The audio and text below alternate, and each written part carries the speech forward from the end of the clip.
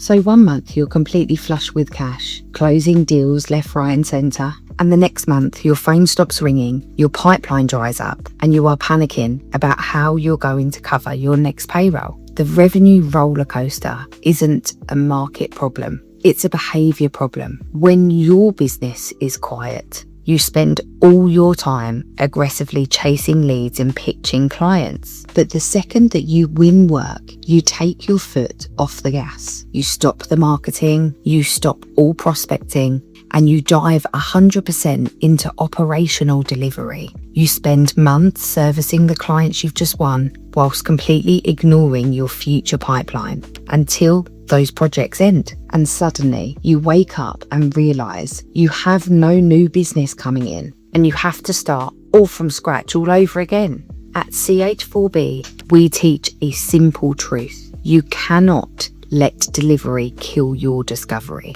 If you want predictable revenue, you need consistent daily actions that run regardless of how busy you are. So stop riding the roller coaster and start building the system.